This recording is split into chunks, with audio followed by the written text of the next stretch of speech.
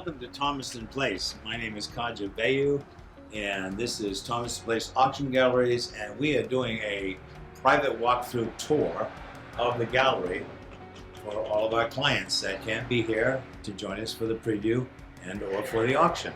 However, bidding is available by phone, absentee bid, or online with 3 platforms. Welcome to Thomaston Place, and now we will start the tour. One of the lovely things that we have in the entranceway of the gallery is this fabulous Tabriz garden carpet. It's all hand done in silk and was made right around the turn of the century. And we got this from an estate in Palm Beach, which we're handling all of the things from the Wolf estate in Palm Beach. They also have a home in Cape Elizabeth.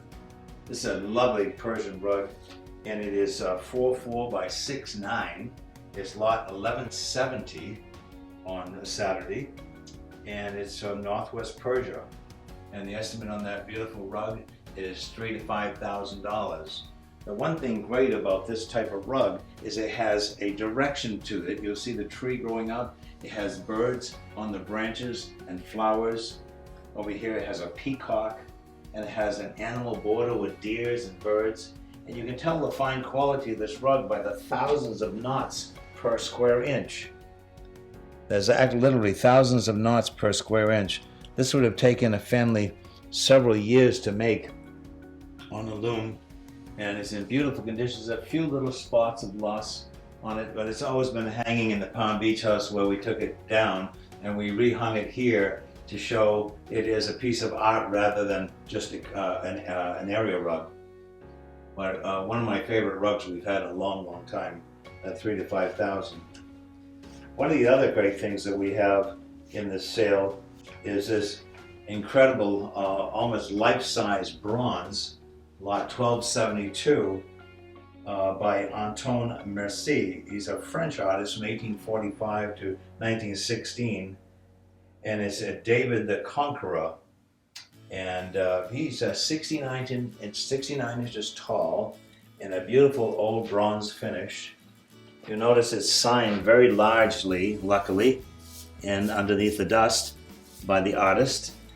And he has his foot on Goliath's head after he has conquered Goliath. And that piece is on Sunday, lot 1272, and it is $3,000 to $4,000 with this incredible near life-size bronze.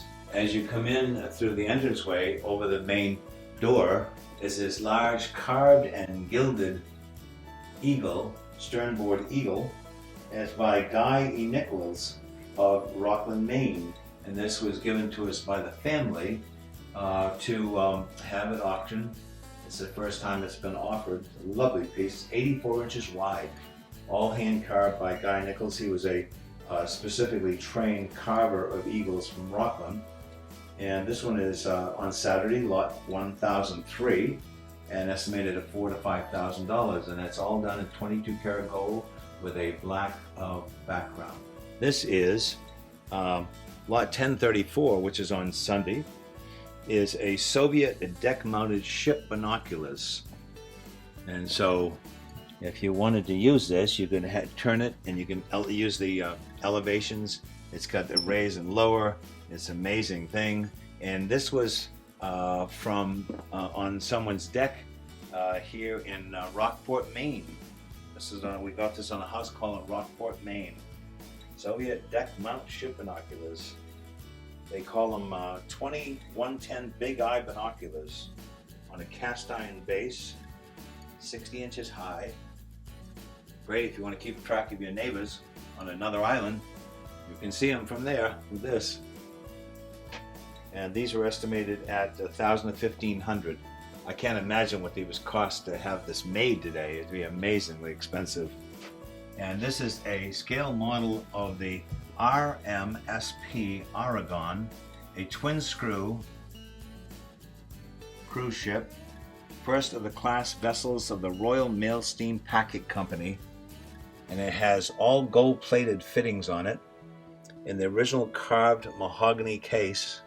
And this one is estimated at $25,000 to $50,000. I think the owners of this originally paid over $200,000 for this model. Yeah, it's amazing. Great model. we have these carved whales.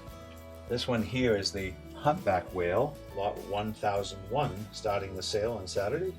And it's by Clark Voorhees. He was a carver that did these wall plaques of sea creatures. This one's circa 1960, and this is estimated 2,000 to 3,000.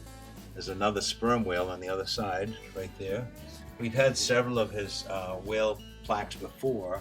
They're almost in comparison to the eagle wall plaques that are done by the famous Maine carver, Bellamy. This said belonged to a dear friend of mine from Newcastle, Maine, and one of her treasured possessions was this Native American oval basket it's a coil basket. These are all wrapped coils, and they assembled the whole piece into this wonderful sort of basket / handbag. The handle is all fitted with porcupine quills on the top. But what's wonderful about it is it's painted with an American symbolism of the American eagle and flags on this early American native basket. And on the back, it has flowers painted on it. But to do this construction of this handle, that's all porcupine quills. I don't know if they mentioned that in our description or not, but it is lot 1109 on Saturday and estimated at 1,000 to 2,000. I'd hate to have somebody try and make this today for that little bit of money. Look at the inside of this girl. It's just like brand spanking new. This was probably made at the turn of the century, I would guess. You see how the coils are made? They're all coil. They make all the coils and then they curl them in, and they have to be all stitched together individually, each little coil. But I love the way they did an American eagle. I don't think there's probably another one like this on Earth. And in such great condition. And it has the person's initials on the top. It looks like it says S.A. Gun, G-U-N. Estimated at 1,000 to 2,000. So this wonderful handmade piece by Barry Norling is lot 112 on Saturday.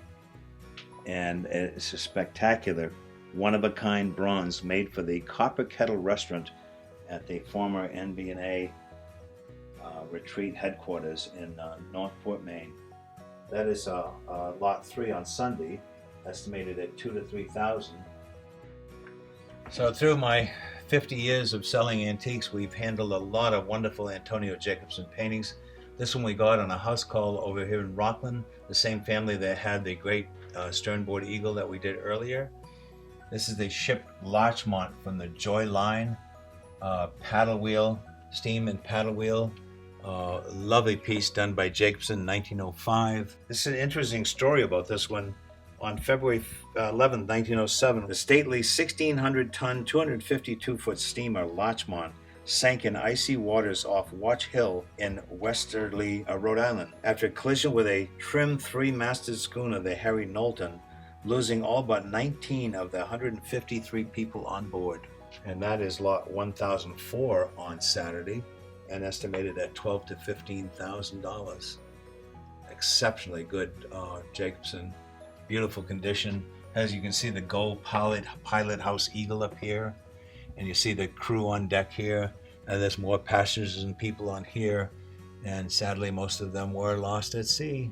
So lot 1005 is by a fabulous contemporary painter, every bit as good as Fitzhenry Lane, the famous American Luminous painter. This one is Sailing Ships in Boston Harbor. It's an oil on Academy board or hardboard. You'll notice the reminiscence of Fitzhenry Lane had this luminous sky like this. You see the sun just rising, and you see the guys going out off the boats into shore. Just the luminous quality. He's a fantastic painter. As I said, he's a contemporary painter of historical nautical scenes. We have, I think, 6 or 8 of his pictures in this sale on Saturday. And all of these marine pictures with the Brian Coolies are all from a beautiful cottage in Harpswell, Maine, and estimated at $4,000 to $6,000. Most of the things we have come from private families around New England and other places too, but this happened to come from Pittsburgh, Maine. It's called Noon at Point Judith and it's by Alfred Thompson Britcher. He's a wonderful luminous painter, and he is the last of the Hudson River luminous painters. Britcher, who was destined to be a Boston businessman, instead operated a studio from his hometown of Newburyport in 1858. And that one is lot number 1035, and estimated at 75 to 125,000. It's in a gold metal leaf replica cove frame with beaded edge, and it's in beautiful condition, and it's directly from the family. Lot 1043 is this very rare miniature of a Northwest Native Americans fishing under a full moon. This is by Albert Bierstadt, one of the great American luminists.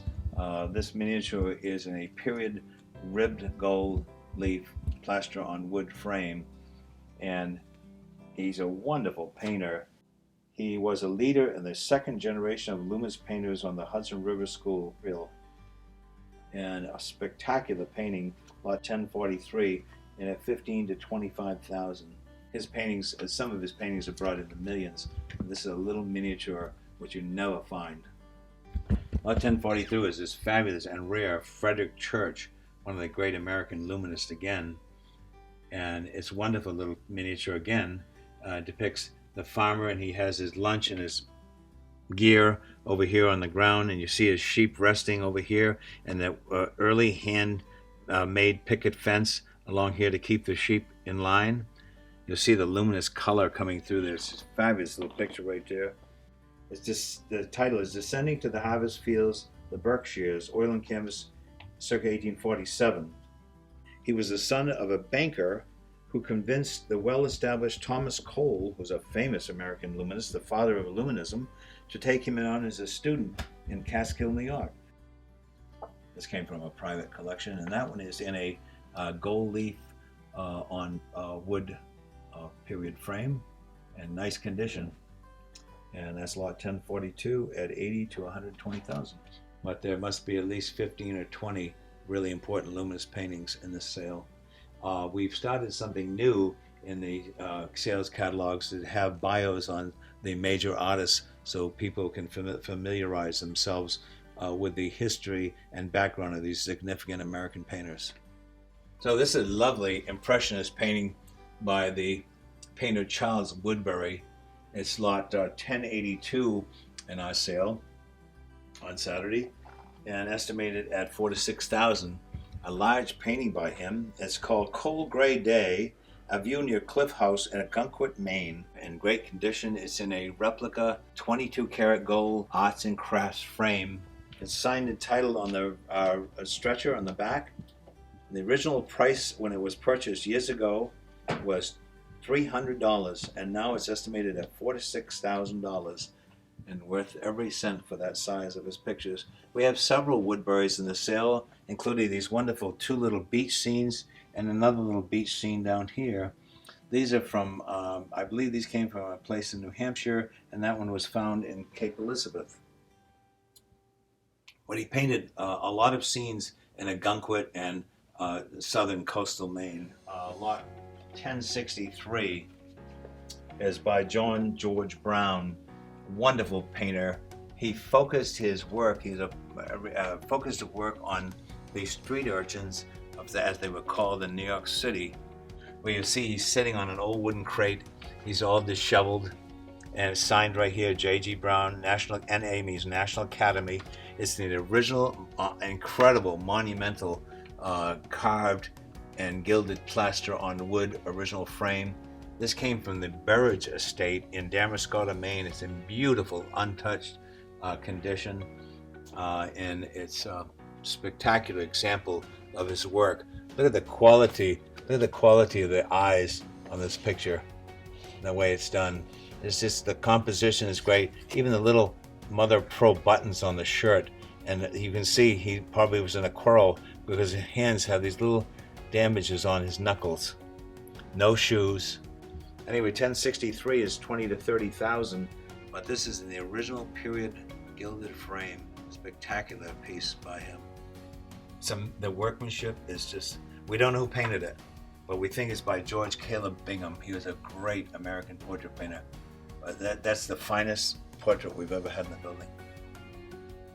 I didn't pull the card on that. It's lot 1050. We're attributing it to George Caleb Bingham, a woman in a brown dress. Well, you'll notice the intricacies. This is so well done. The gold leaf and pearl and onyx ring she has on her finger, you can almost pull it off her finger. And in her pocket is a gold oval locket that would have had a miniature in ivory that would hung on your neck of someone that you love that's deceased, unfortunately. And on the back, you can see the back part is all woven hair. They would save a hair locket from the person that they love. But you can feel this velvet ribbon is done so well, you can almost feel the texture of it. And the eyes, the sincerity in their face is just amazing. And it's in the original period 22 karat gold leaf frame. Absolutely incredible painting. Yeah, Circle of George Caleb Bingham. He was a painter from Missouri and Kansas. Bingham was born in Virginia but moved to Missouri at age 8 and was self-taught other than a few years at the Pennsylvania Academy of Fine Arts. In his early 20s, he's known for his views of the Mississippi River, frontier life, and made him early living doing portraits in St. Louis.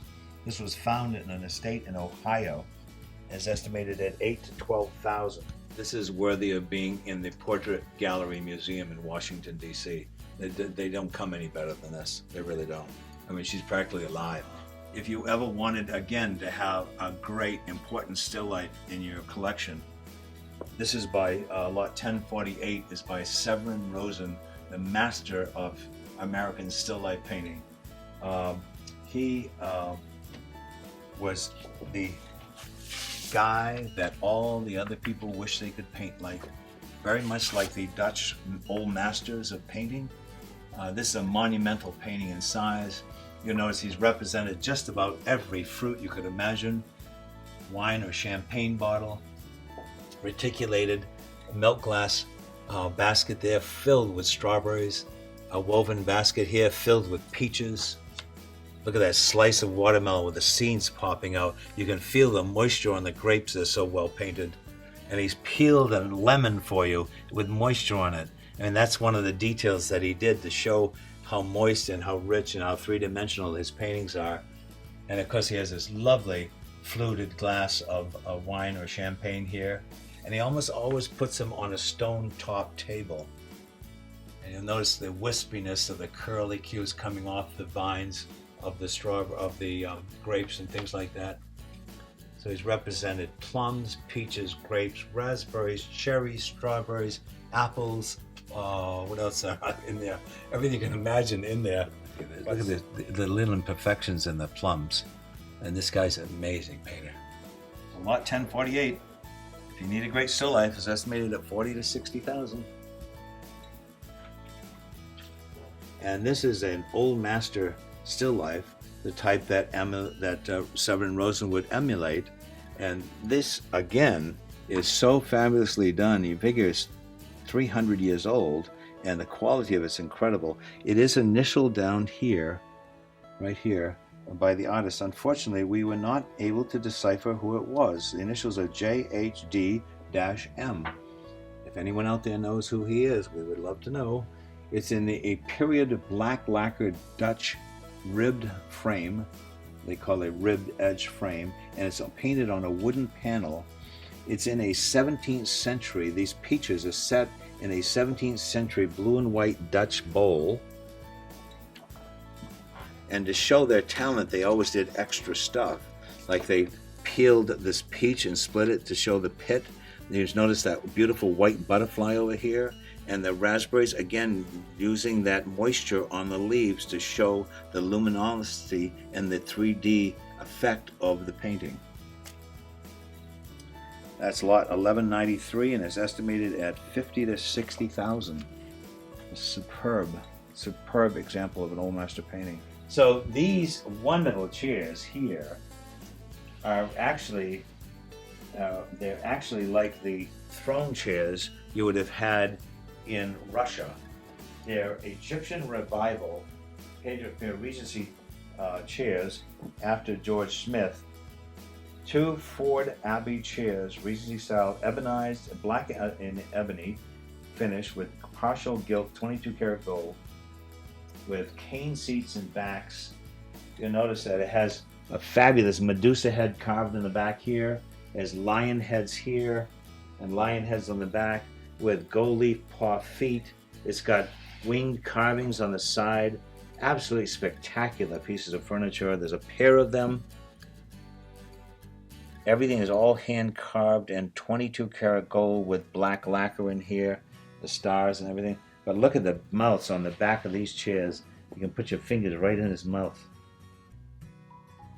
You'll notice all 4 feet are pointing the right way.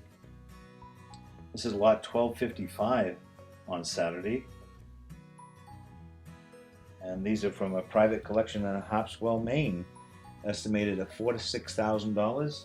And the owner had these custom-made cushions, these striped cushions, to go on the chairs. But they're very elegant and in perfect condition. And great designer pieces right there. So lot 1263 in the sale on Saturday is an Irish supper table, they call it. And what they would do is, you'll notice this is all hand carved in here, and these are all recessed, what they call a dish-shaped top, and they would set each plate of food there with a master serving piece in the center. Yeah. This is what they call a tilt top table, and so when you weren't using it, if you were short of space, you would flip the top down and you would tuck it in the corner. It's all in hand-carved mahogany, a beautiful example of a Irish supper table. You'll notice it has a fluted column down here with a spiral going into a spiral twist with beautiful acanthus leaf carvings on the top of the legs and ending in a claw and egg foot. Very typical of the Irish furniture of the 18th century. This is lot 1263 on Saturday, and the estimate is $2,500 to $3,500. Again, this is from a collection in Harpswell, Maine. This is lot 1041, and it is by Alexander Francois Luminous. It's called A Grand American Valley Vista at Sunset with Figures. The light coming across here is very reminiscent of Thomas Cole, Albert Bierstadt, and Frederick Church. But what's interesting is this vignette in here has Native Americans sitting around at a table. Here's an artist sketching what looks like a cavalier. There's 2 people cooking over here, and then down here is a man walking with a cane and another person with a dog, looks like a lady with a dog, is signed over here, lower right, inscribed right into the paint itself. But you can't get a more beautiful and luminous picture in exquisite condition. The handling of this birch tree this old birch tree coming down with the vines and stuff in the sky and the light coming through here is just absolutely exquisite. There's no other word for this kind of work, for this period of art. And it's in a gold gilded plaster on wood, again, frame, period frame. And that one is lot 1041 and estimated at $8,000 to $12,000. He worked from 1816 to 1898. I would say this would probably be right around the 1870s when they were doing the height of this real strong, luminous artwork. But this is a spectacular picture. Could be in any museum in the country. So this sculpture right here came in on free appraisal day with 3 other lovely sculptures from this family here in Maine. It's by Alfred Boucher. He's a French sculptor, 1850 to 1934. And this is lot 1269. And it is estimated only $2,000 to $3,000. Monumental in size. It's almost 27 inches high. And he's busy digging in the ground in original natural bronze patina. Nice size, nice quality. Never been on the market before. Lot 1062 in our sale is this lovely painting by George Innes, and it shows the sun setting in the distance with the sheep grazing in the foreground with the pond. It has a nice early signature here in the lower left, G. Innes. He was a great luminous painter. And the interesting thing about Innes is he painted his paintings in layers of glaze. So he put a base color, and then he would use different different glazes to build up the depth of the painting. These have to be very carefully cleaned when they are cleaned. This one needs nothing because it's perfect condition. But when they are cleaned, a lot of times the restorers didn't know that, and they would take away layers of paint, removing the depth of the picture. Fine, untouched condition in a later period frame. The frame is probably from the 30s, and the painting is much earlier, of course. The painting would have been done probably in the 1870s or 80s. And that is lot 1062, and estimated at 30 to 40,000. This came again, like the George Brown, came from the Burridge estate in Damariscotta, Maine. So, lot 1070 is a really nice example, early example of the works of William Aiken Walker. He basically was a chronicler of the southern sharecroppers. Almost all of his paintings are small pictures. They're really tight, really beautiful, and they are examples of how sharecroppers lived on the plantations in the early days. He was from South Carolina and Maryland and worked from 1838 to 1921.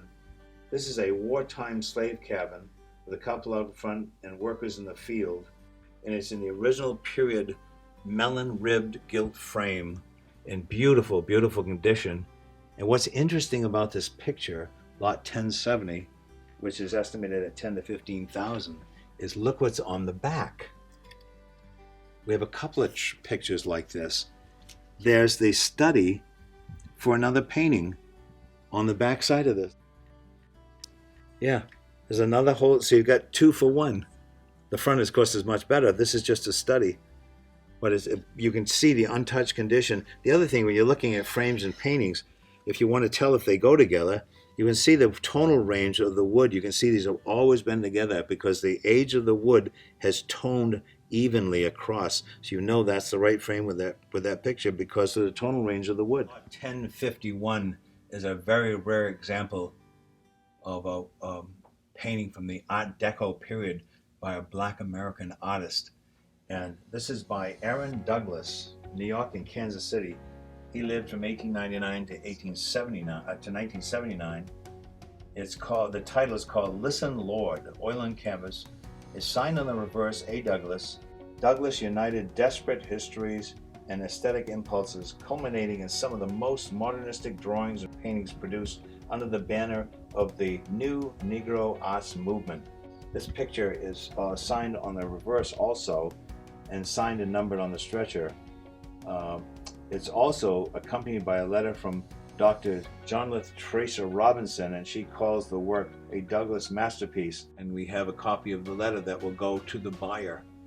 This is lot 1051, and it's estimated at 100 to 150,000. It's in untouched condition in a later frame.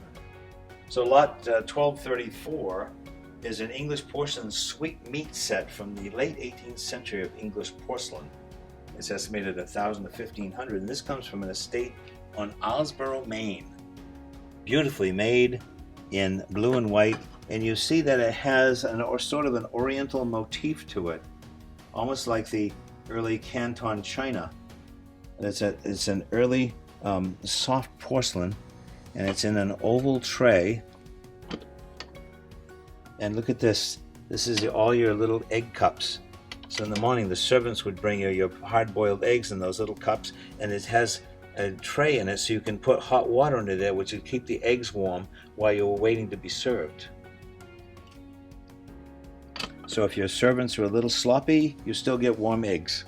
And all your embellishments would be here. You'd have your sweetmeats, which are calves' brains, by the way, and you'd have bacon, and you might have other condiments brought to you on this tray. 15 pieces of porcelain, and it's still in one piece and intact.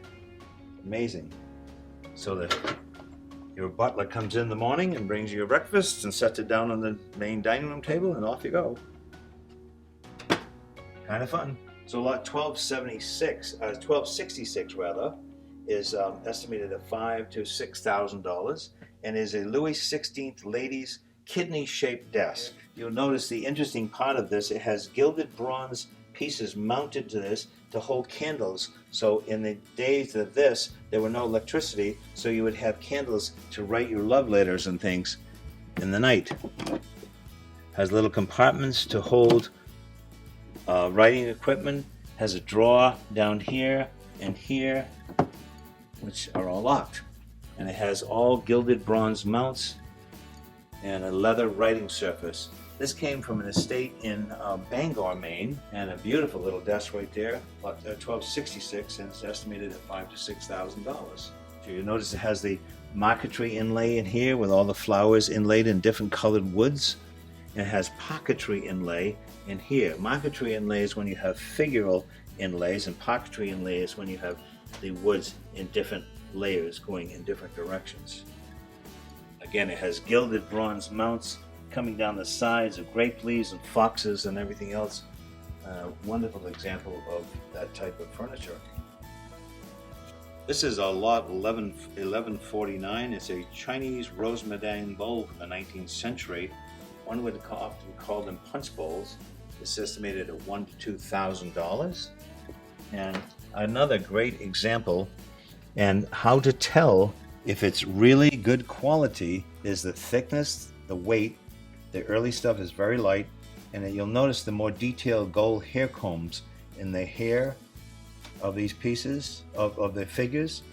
That shows the quality of the detail. Also, the gilding work and enameling work in here. Butterflies and birds and bats were big symbolism with the Chinese. Also, it has this, the early stuff has this orange peel effect in the back side of it. It has these little dimples and little roughness like that, and that shows you that it's the early rose medallion or famille rose of porcelain, and it has also the flowers on the outside edge. So this is a very nice example of a 19th century punch bowl. Beautiful condition. Beautiful condition. At $1,000 to $2,000. So lot 1267 on Saturday is a wonderful oil painting and canvas by Adrien Dussac.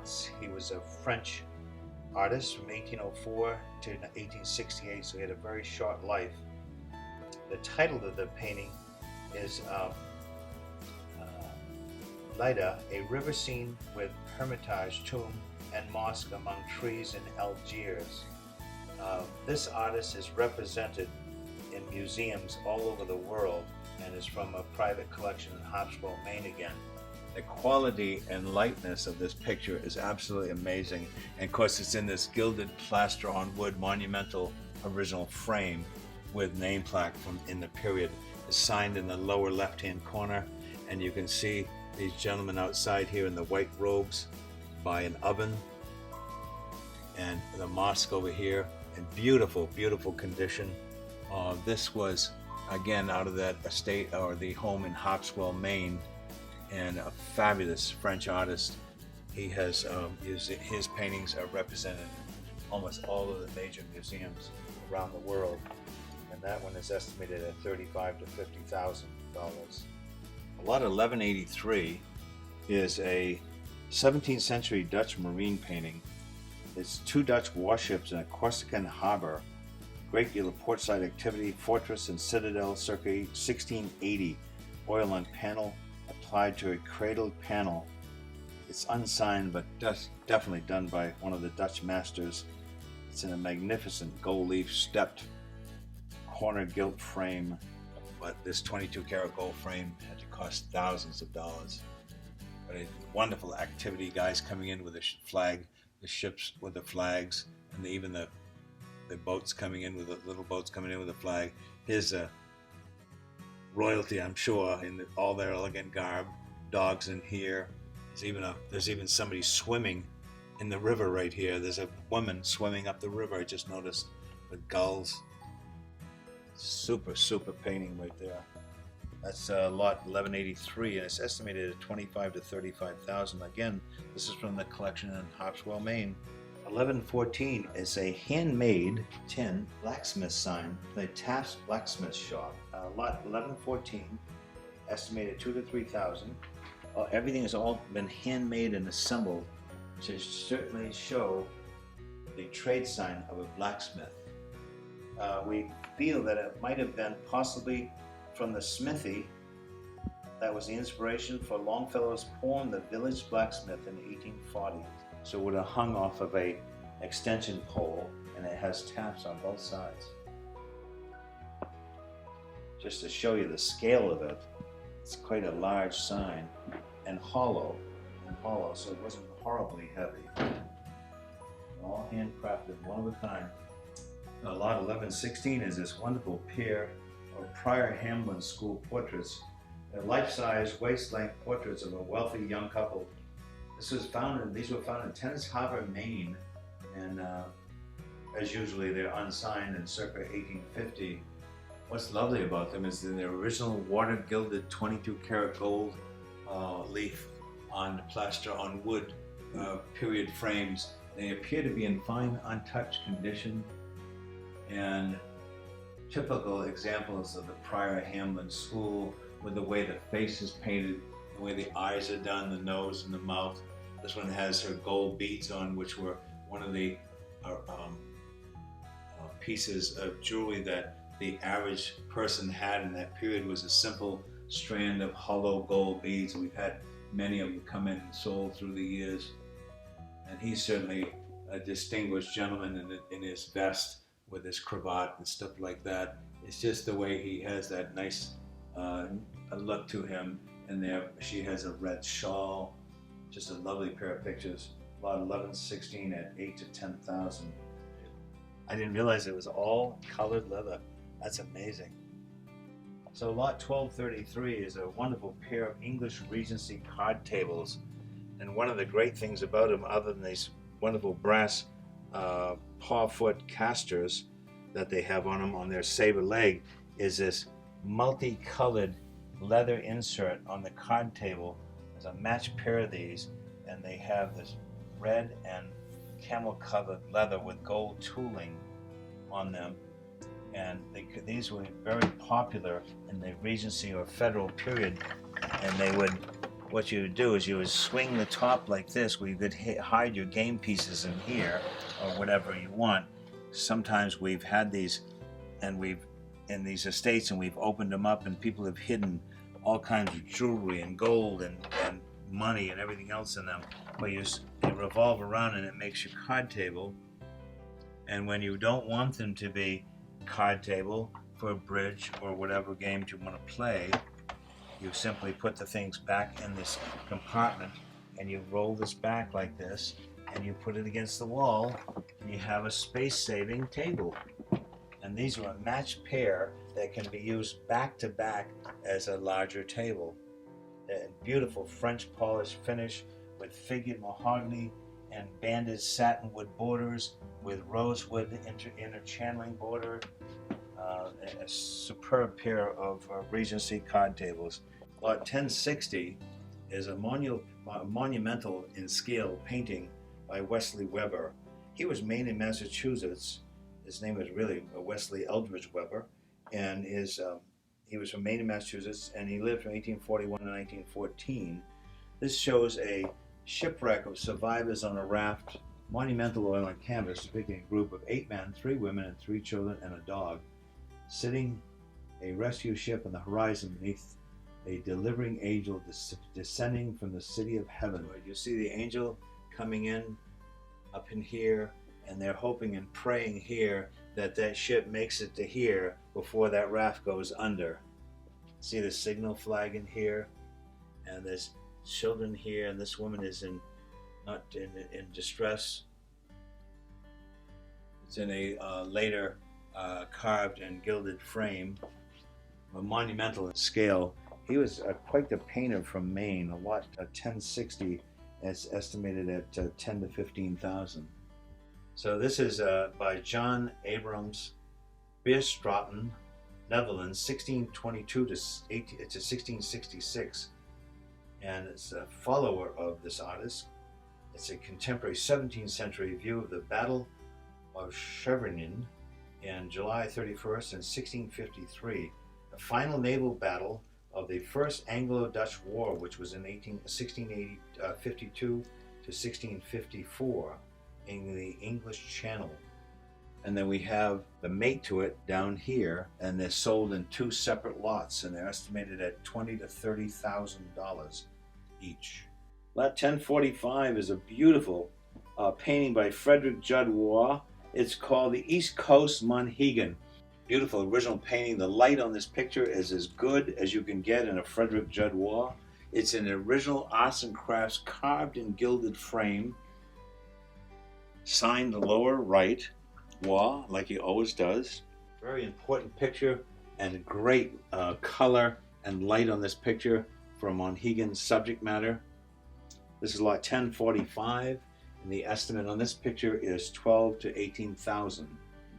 If you ever wanted to have a Judd Waugh hanging over your mantle or in your office or anywhere else, this is a great one to have. So lot 1054 is a monumental in scale size paint, oil, and canvas by Harrison Bird Brown. It's in a period Victorian gilded plaster frame. He was from Portland, Maine, a wonderful talent and very luminous painting here. This is very reminiscent of Portraiture and the way the light comes through, Hudson River School lighting in here. And you'll see this in Indian encampment in here. There's all kinds of little figures hidden in this dark area, almost like a Barbizon school painting with the waves crashing in and out on the beach. He's really known for his marine paintings and views of the White Mountains of New Hampshire. Nice example of Harrison Bird Brown's painting, the quality that you'd see in any fine museum, and estimated at $8,000 to $10,000. So lot 1191 is an interesting picture. It's estimated $2,000 to $3,000. It's an 18th century battle scene, French school, and it's the death of General Montcalm of Quebec, Canada, 1759. It's an oil on tin. It's also from the collection in Hartsville, Maine. The man has been killed here, and he's fallen into this pool of water, and they're hauling out poor old General Montcalm, who's now deceased. And but interesting in this period to paint a painting of that quality on tin. So this I got on a house call in Damariscotta, Maine, and this lady was a direct relative to the Queen of England. We got three wonderful early horse paintings from her, these three here, and this one is by Richard Barris Davis, United Kingdom, 1782 to 1854, magnificent thoroughbred horse portrait, and the name of the horse was Cigar. I think it's a fabulous name for a horse, and it has the original label on it. It's foaled in 1829 by young Philo de Puta out of Brown Sir Charles Mayer. Her dam was Miss Hotham by Painter out of Jessica of High Flyer. So it has quite a lineage, and you'll notice it's in the original period frame from the mid 18th century. These pictures were also from the same collection from that family, lot 1257 and 1237 and 1238. So we're selling them in sequential order. This one's depicting a groom with his horse. And this one, of course, is the fox hunting. Look at that red coat, very distinguished gentleman on here. This is an old master painting of the Pope's presentation of a cathedral model to a king, late Renaissance, possibly Italian, oil and panel, unsigned, came in on appraisal day. A crowded narrative depiction of the meeting outside a fortress city, possibly of Leo X pontificate, which is 1513 to 1531, presenting Francis I of France with a model of the imagined restoration of St. Peter's Basilica. Lot 1219 is quite a historically important picture. It's never been cleaned or touched. It's on a wooden panel, and it's in a early gilded frame, and it's estimated at $10,000 to $15,000. Exquisite paintings. All the original armor, the flags, the castles in the distance, and the armor on the horses' faces is absolutely amazing and typical of these early old master paintings of this type. 1203 is a life-size Spanish Colonial Santos, late 17th century, early 17th century. It's a carved and gessoed polychrome and gilded wood sculpture of a tonsured monk in a cape, hands clasped, prayer, glass eyes downcast, 54 inches tall. Again, this is from the private collection out of a wonderful cottage in Hopswell, Maine. It's in beautiful condition, lot 1203, and estimated at $3,000 to $4,000. It has blown glass eyes, like a lot of the early pieces do, and it has an open mouth, which is another very, very nice and important detail. And it looks like it's in the original paint and surface. So this lovely monumental Italian Renaissance painting, the Annunciation of Mary, after or by Veilleux, and this was a wonderful early painter. With the addition of the stem of white lilies to the angel Gabriel's hand, the pure white lily has long been closely associated with the Virgin Mary. In early paintings, Angel Gabriel is pictured extending to the Virgin Mary a branch of pure white lilies, announcing that she is to be the mother of the Christ child. Saint Joseph is depicted holding a lily branch in his hand, indicating that his wife Mary was a virgin. Spectacular image. The detail and quality of this picture is amazing. The dove or the Holy Ghost is coming down in a direct line to Mary, and the exquisite work on this. This frame was more than likely carved in Venice in the 18th century, and a fine example of this type of a religious painting. And it's lot 1199 and estimated at $25,000 to $35,000. Spectacular image. The quality is just unbelievable. Bill, this is amazing sculpture right here. This is an 18th century presentation tankard, and it's carved in solid ivory. Absolutely amazing piece of work from the 18th century. From the top of it, with this winged putti in the top, coming down to women and men with hunting dogs. Looks like Diana and the Huntress.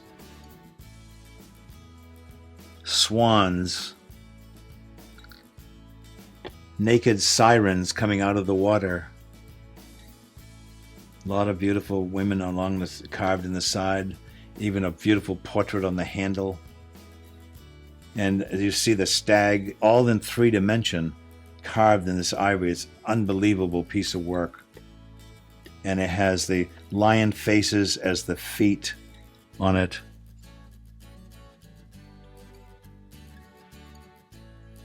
And all in solid ivory from the 18th century.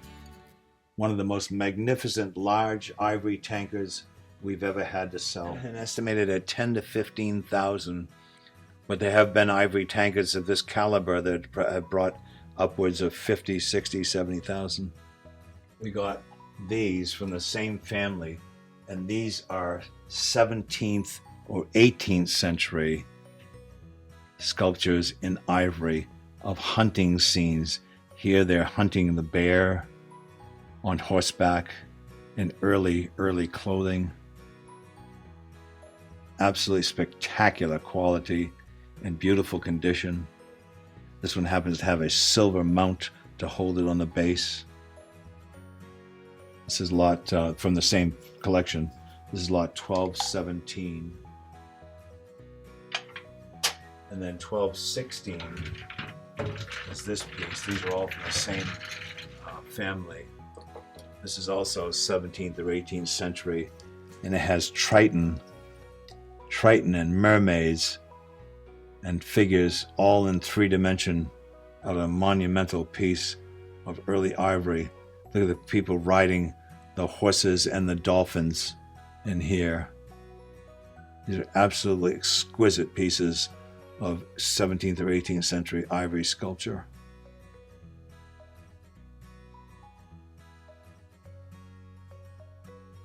Exhibit in a museum at some time. That's an old museum number. But isn't that a piece of work? Look at this, Bill. Watch. Can you put it up? Isn't that incredible? Look at that.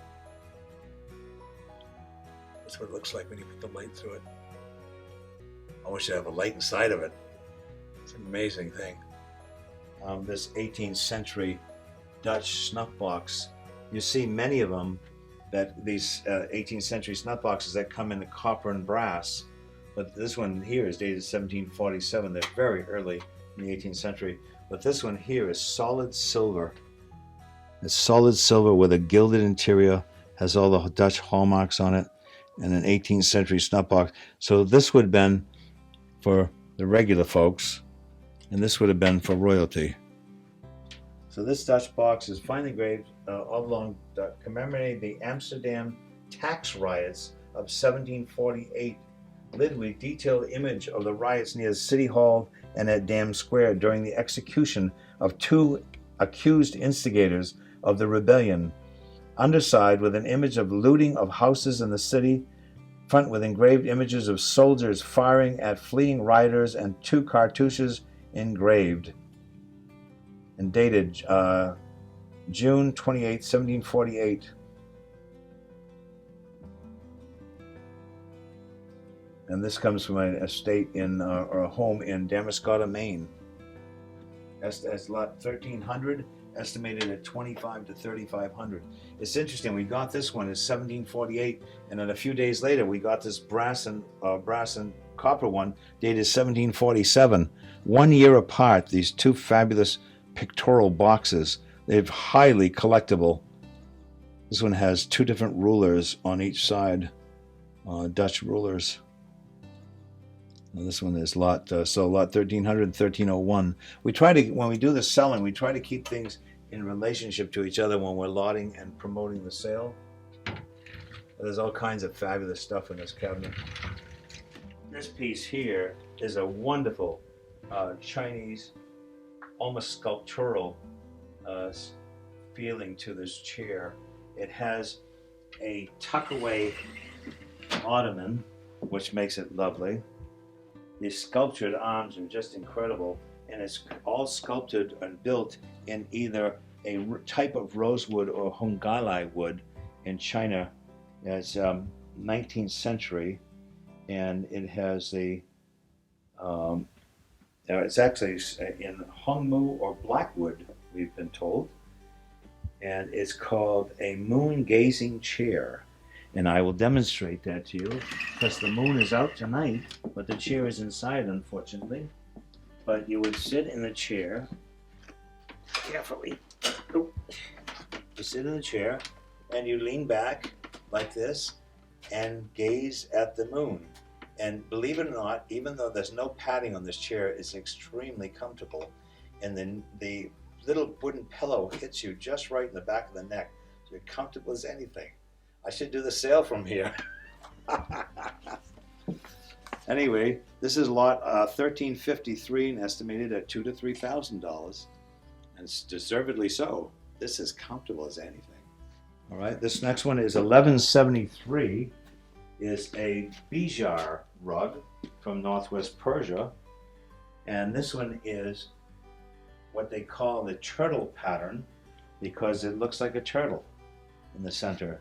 Again, crisp design, crisp patterning, beautiful color combinations. This cerulean blue border here and the cerulean blue in here just makes an outstanding rug. Great color combination. If you wanted a Bijar rug, this is one to have. It's 1173 and estimated at $1,500 to $2,000. This is from the estate in Palm Beach. This is a fabulous Kazakh carpet. It's 4'4" by 7'9", Southwest Caucasia in the area where it was made. Estimated lot 1128 is estimated 2,000 to 3,000. But you'll notice the interesting part of this rug again is the crispness of the design. The center field is ivory, which makes it more outstanding. It has figures, it has animals, it has geometric designs, it has everything you want in a rare rug. It also has a trees pattern with 4 or 5, 6 trees going up and back across the thing, across the center. It has birds in the border, birds in the edges, a very complex, very, very complex rug to have woven and in beautiful condition. And that is 1128, estimated at $2,000 to $3,000, but it really is a multi-$1,000 rug to a collector. Again, finely woven in beautiful shape. An outstanding rug. This rug is the kind of quality that you could even hang on the wall as a piece of art rather than something you'd want to walk on. Although it's probably been walked on for near 100 years and still in excellent condition. 15 is a cased boardroom ship model, finely crafted scale model of the SS Belfast of the Great White Flyers, operated by Eastern Steamship Company, built at Bath Iron Works, and launched in 1909. She ran the Bangor to Boston overnight route in 1935, was later operated as a troop transport ship in World War II. The model is completely outfitted with scale fixtures set in a custom-made mahogany display case and was at great expense to the owner that owned this.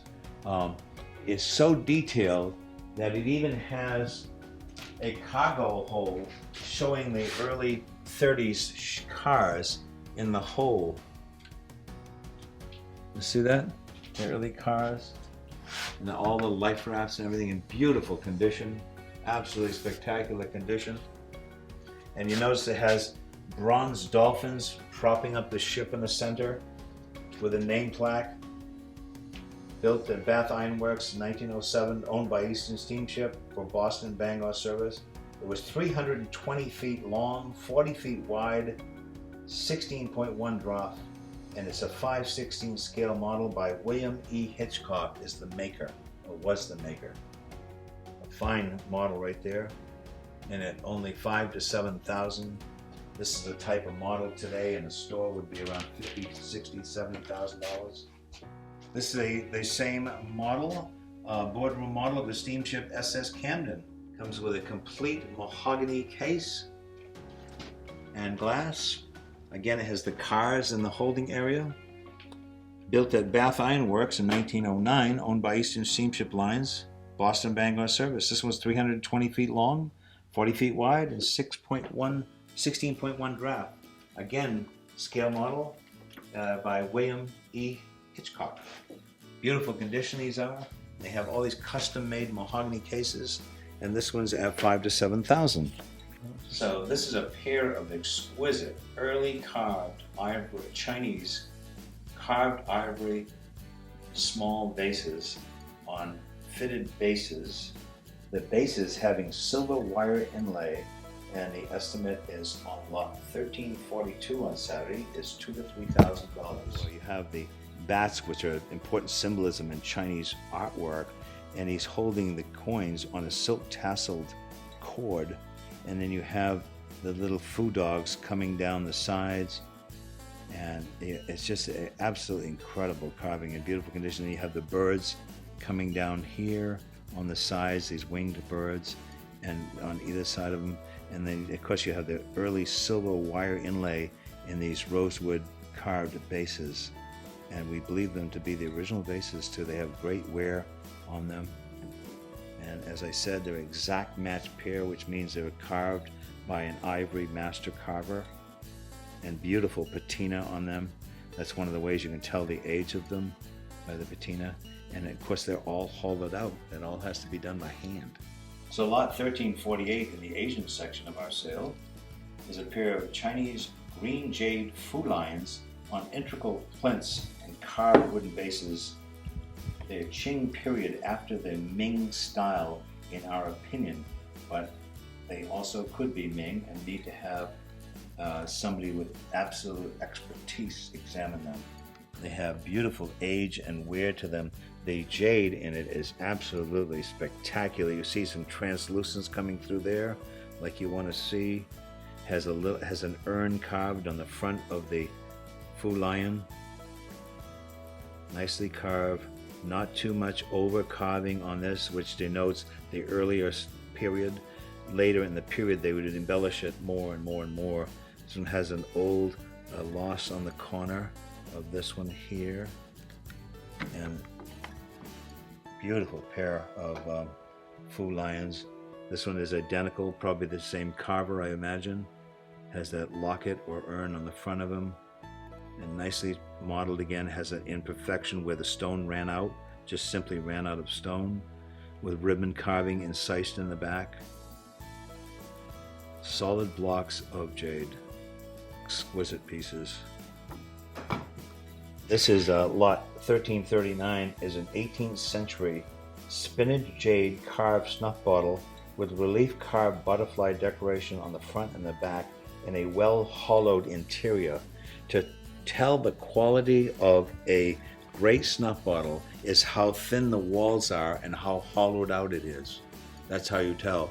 The later ones, they just basically drilled a hole so you could put a cover on it. But this one here, you could put your finger inside of it and you can feel how thin the walls are. But it has relief carved butterflies on both sides.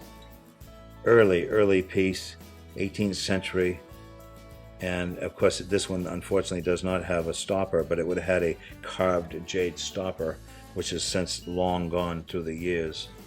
Lot 1339. And estimated at $1,500 to $2,500, and deservedly so. So this one here is a rare Tibetan snuff bottle.